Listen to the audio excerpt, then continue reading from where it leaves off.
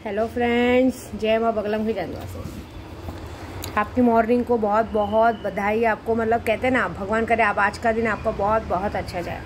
आज कहते हैं गणपति बप्पा का दिन है, तो कहते हैं अगर मन में अगर आपकी कोई भी संकट, ओम विघ्न विघ्नेश्वराय नमः का जाप करे तो अपना सब काम बहुत बहुत बहुत अच्छा होता है। ऐसी बात है। अभी आज की वीडियो तो ऐसी है कि कल है साल की पहली अमावस्या 11 तारीख को, और कल कितने लोगों की ज़िंदगी पे भी लगने वाला है ग्रहण।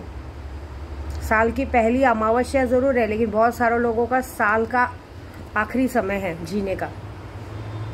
ऐसी बात है। बहुत लोगों का घमंड टूटेगा, बहुत लोगों की चीज़ें होंगी, और टाइम टू टाइम कहते हैं ना, जो उन्होंने किया है उनका कर्मा उनको वापस मिलेगा।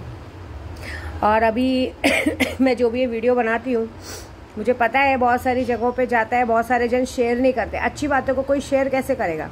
गलत बात कोई कर देगा तो उसको मारने के लिए लोग पहुंच जाते हैं, लेकिन अच्छी बात लोगों तक पहुंचाना किसी को नहीं आता है। सही बात है। कमेंट करना ज़रूर आता है, लेकिन अच्छी बातें शेयर करो, पहुंचाओ, ये किसी को नहीं आता है ना। राम मंदिर जा रहे हो, राम मंदिर का उद्घाटन कर रहे हो, लेकिन राम जी की कुछ महत्वपूर्ण बातें अगर विद्या देवी बता रही है वो नहीं पहुँचाना है कि नहीं। सिर्फ घर में हनुमान चालीसा पढ़ लो क्योंकि कर्जा है, सत्यनारायण की पूजा कर लो क्योंकि हमें थोड़े से पुण्य कमाना है, अखंड रामायण घर में पाठ करवा लो क्योंकि कहते हैं ना कि अखंड राम जी का पाठ कराने से होता है। लेकिन उनको जानते हो क्या? राम जी को, सीता जी को, लक्ष्मण जी को, सबको जानने के लिए रामायण की पंक्तियाँ पढ़नी पड़ती है। भगवत गीता बहुत जानने पर है। आज की तारीख में हर कोई नेता अपने आप को अर्जुन समझने लगा है, और कि कोई और एक आदमी को कृष्ण समझ लिया कि चलो कोई नहीं। विनाश काले विपरीत बुद्धि कहते हैं ना। अभी जब पाप का घड़ा भरता है ना, तो उसको छलकने का भी टाइम नहीं दिया जाता है, और बाकी छलकाना तो मेरा काम है। कल अमावस्या के दिन देखो मैं क्या करती हूँ, जीत तो मेरी ही होगी। देखिए ना, डर, आदमी के अंदर डर, कितना बड़ा डर आया है। जब कोई रास्ता नहीं मिला तो आज लागू किया गया है कि आज से लेकर 18 तारीख तक कोरोना महाकाल के बहुत सारे केसेस मिल रहे हैं। पहला चरण आ चुका है, उसकी वजह से आज से लेके महाराष्ट्र में हुआ है लागू। आज से लेके 18 तारीख तक जमावड़ा भीड़ नहीं होगी, कहीं बैंड बाजा नहीं बढ़ेगा, कहीं आंदोलन नहीं होगा, कहीं ज़्यादा लोग खड़े नहीं रहेंगे। एक ही बात बार बार कुछ नया दो। पब्लिक इस बात से कंटाल चुकी है, क्योंकि पब्लिक को पता चल गया है कि अब कोरोना बीमारी भी नॉर्मल, कहते हैं ना, नॉर्मल बीमारियों जैसी हो गई है। तो उसमें कोई मरने से डरने वाला है क्या? नॉर्मल जैसे सबको बुखार, सर्दी, खांसी, प्लेग होता है, एड्स होता है, कैंसर होता है, उस तरह से लोगों ने अब कोरोना को भी पकड़ लिया। आने दो, क्या करेंगे? मरेंगे, लेकिन मरने की वजह से जिंदा रहना थोड़ी ना छोड़ देंगे। अब ये क्यों कर रहे मालूम है? अभी उनको आंदोलन हटाने का कोई बहाना नहीं मिला। पब्लिक तो सुन नहीं रही है। अभी झूठी अफवाहें फैला दी गई है कि ड्राइवरों ने मांग स्वीकार कर ली गई है, कोई कानून लागू नहीं हुआ है।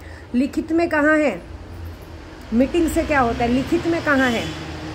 लिखित में दो, नहीं देंगे लिख के, क्योंकि ये सारा मुद्दा सिर्फ 22 तारीख का है।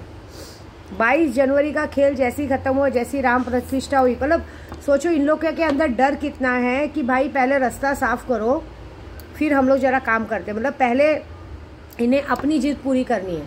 यही तो बात है। एक छोटे बच्चे के जैसा जबरदस्ती की अपनी जीत पूरी करनी। जैसे राजस्थान का इलेक्शन था तो लोगों को आरक्षण से हटाया, क्योंकि उस वक्त भी सारा जगह गांव बंदी, नेताओं का गांव बंदी, सब जाना बंद हो गया था। उसी तरह से अब देश में चक्का जाम कर दिया है, तो लोगों को कर रहे हैं। लेकिन जो भी कहते ना, उन लोगों को ऐसा लग रहा है कि ये लोग गांव खेड़े के लोग हैं, इन लोगों को क्या पता चलेगा। थोड़ा सा बात बहलाओ, बोलो हाँ नहीं है लागू, बाद में एक बार में चालू कर देंगे।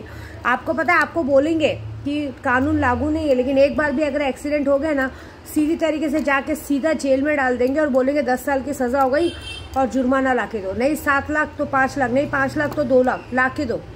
वो जो पकड़ा जाएगा उसको पता चलेगा। ये लोग क्या करेंगे? फिर चुपचाप वाला काम करेंगे, फिर बोल के नहीं दिखाएंगे, इनडायरेक्टली एक्शन लेंगे। आप देखना, कैमरेस लगवा दिए जाएंगे, हर बात है। अभी आज की तारीख में लागू हुआ है कि अगर किसी लड़की का रेप होता है तो सामने वाले को 2 लाख रुपए और 20 साल की सजा।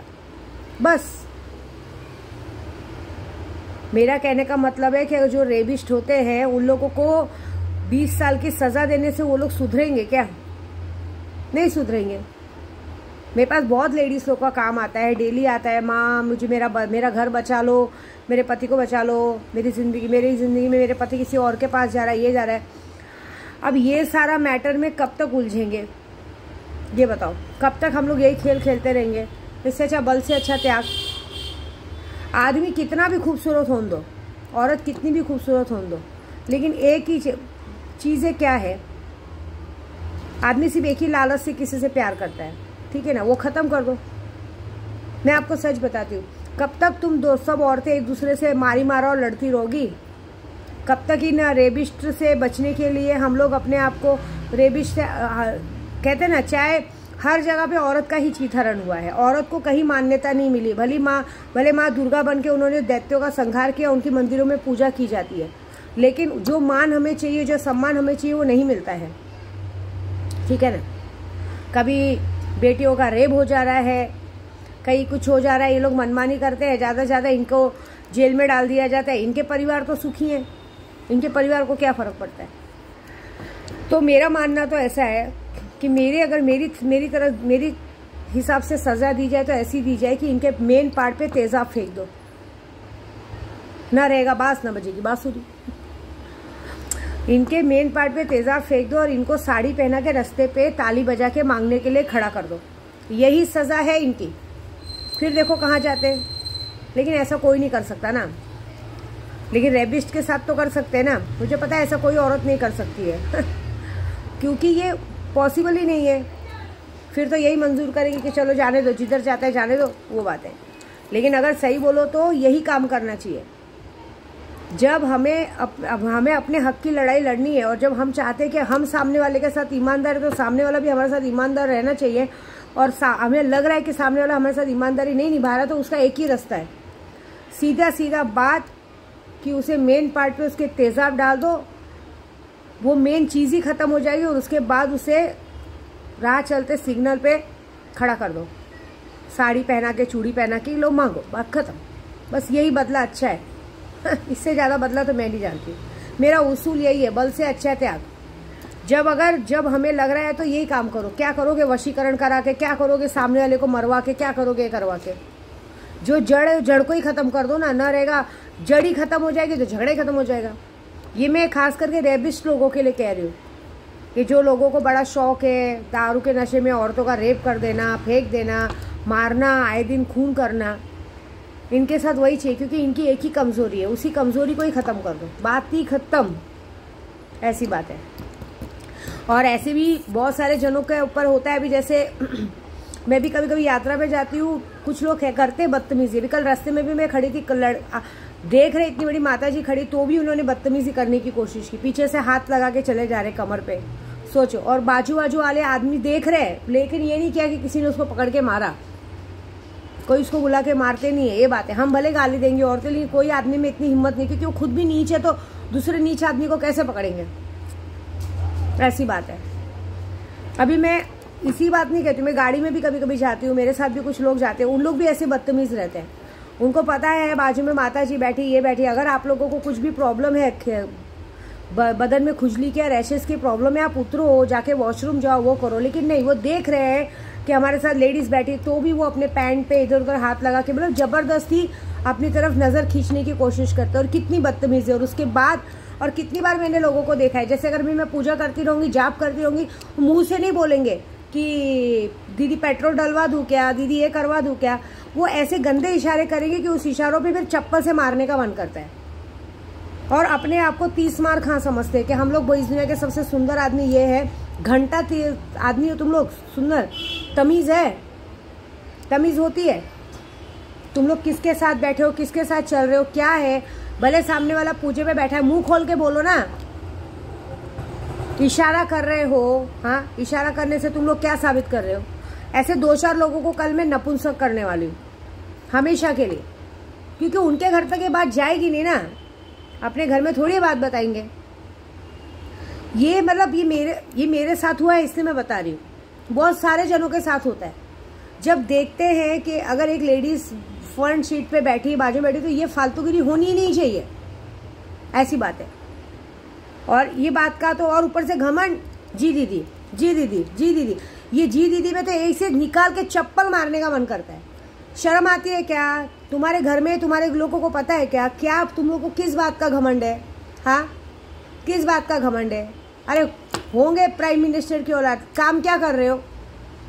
अपना घमंड अपने घर पे छोड़ के आने का। गाड़ी चलाने आए ना तो ड्राइवर हो गए, पैसा पे कर रहे, पैसा पे करने के बाद तुम्हारी औकात ड्राइवर की है, और ड्राइवर की औकात है तो ड्राइवर की औकात में मालिक के सामने सहूलियत से सलीके से रहना चाहिए। हमारे घर में कुत्ते भी है ना, हम कुत्तों को भी पालते ना तो अच्छा खासा चिकन मटन खिलाते। इसका मतलब वो नहीं कि वो अपनी वफादारी भूल जाए, ऐसी बात है। हम अपने मुंह से आपको भाई बोले, बाप बोले, चाचा बोले, मामा बोले, जो भी बोले वो एक अलग बात हो गई, वो हमारी रिस्पेक्ट करने की आदत है। लेकिन आपको अपनी औकात नहीं भूलनी चाहिए। और अगर आपको इतना बुरा लगता है तो फिर वो काम करने आना ही नहीं चाहिए। जब काम करने आए हैं तो ये याद रखने का कि हम नौकरी पे जा रहे हैं और सामने वाले के हम नौकर हैं, बात खत्म। और ये फालतूगिरी नहीं होनी चाहिए। और जहाँ पे भी ये फालतूगिरी होती है तो देखो मैं कल नपुंसक कैसे बनाती हूँ। आजीवन के लिए जिंदगी भर तुम्हारी हालत खराब हो जाएगी। ये बहुत सारी बातें मैंने सोच के रखी है कि कल, आज की रात जाप होएगा और कल हवन। कल ये तीसरा हवन है, तीसरा अमावस्या का हवन। बस इसके बाद का काम तो पता चलेगा, ऐसी बात है। ये मुझे गलत लगता है। कल भी मैं एक्चुअली मार्केट में हवन का सामान ले रही थी, एक आदमी पीछे से गया, कमर पे हाथ ऐसे घुमाते हुए चला गया और मैं गाली दे रही हूँ, लेकिन किसी ने उसको झापड़ मारना जरूरी नहीं समझा। मैंने तो गाली दी, लेकिन वो आगे चला गया था ना, तो मैं उसको नहीं तो अगर जगह पे मिलता तो गिरा के मारती, बताती विद्या देवी क्या चीज़ है। ऐसी बात है। ये बहुत लोगों की आदत हो गई है। गाड़ी चलाते रहेंगे, जबरदस्ती बाजू में से औरत जा रही है उसको घूर के देखेंगे, ये करेंगे। क्यों? ये गलत बात है। औरत माँ के रूप में देखो, बहन के रूप में देखो। रास्ते पे चल रही कचड़े का डब्बा नहीं कि हर कोई उसमें मुंह मार रहा है। शर्म आनी चाहिए। नजरों को पाक साफ रखो। नजरों से तुम लोग क्या गंदगी करते हो, समझ में आता है क्या?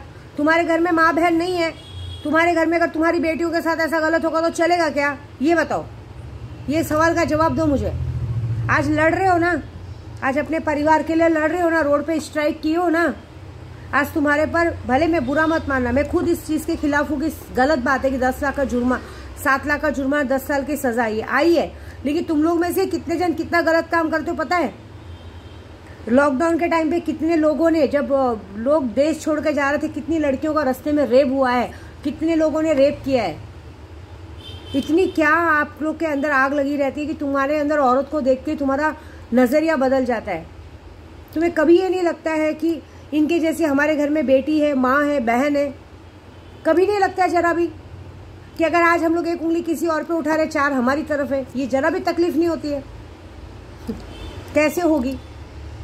क्योंकि तुम्हारी बेटियों के साथ रेप नहीं हुआ है ना, तुम्हारी बीवियों के साथ रेप नहीं हुआ है। ऐसा होना चाहिए कि तुम्हारी बीवियों तुम्हारी बेटी के साथ बाहर निकले और 5 लफंगे आके उनके साथ रेप करके फेंक के चले जाए, तब तुमको पता चलेगा कि दूसरों की लड़कियों, माँ बहनों पे नजर रखने का मतलब क्या होता है। ये ऐसा कुछ काम मैं कल करने वाली हूँ कि जो लोग इस तरह से गंदा दिमाग रखते हैं उनके घर में ये कांड होगा, उनके घर में ये चीजें होंगी। 72 घंटे के अंदर, 20 तारीख के अंदर जितने लोगों ने आज तक दूसरों की माँ बहनों को गंदी नजर से देखी है, उनके घर में ये कांड होगा। उनकी माँ बहनें, बेटियों के साथ भी बाहर गलत काम होगा, रेप होगा, उनके साथ कुछ ना कुछ होगा, जिसके बाद उनको पता चलेगा कि हमने क्या किया था। ये काम तो मैं करूँगी। दूसरी बात, हमारी सरकार तो डर गई है भाई, पूरी कोशिश कर रही है। अब कुछ बहाना नहीं मिला तो कोरोना का बहाना मिल गया कि भाई कोरोना फिर से स्टेप पकड़ रहा है, बाहर मत निकलो। अरे अब सब बाहर निकलेंगे, मरेंगे तो मरेंगे, ऐसी बात है। कुछ नया लाओ, पुराना सब ट्रीटमेंट हो गया है। और मैं आप सभी को कहती हूँ, अगर कोरोना जैसी कोई भी आपको बुखार उखार लगता है ना, पहली बात दवाखाना मत जाओ, घर के अंदर इलाज करो। मैं उसका नुस्खा आज रात को बताऊंगी कि किस तरह से आप घर में इलाज करें और आपको एक पैसे की बीमारी का खर्चा नहीं आएगा और आप एकदम सेफ रहेंगे। ये वाला वीडियो मैं कल जरूर बनाऊंगी।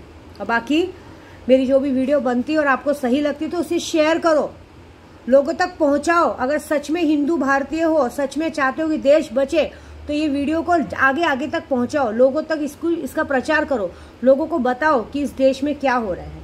ठीक है? जय माता दी।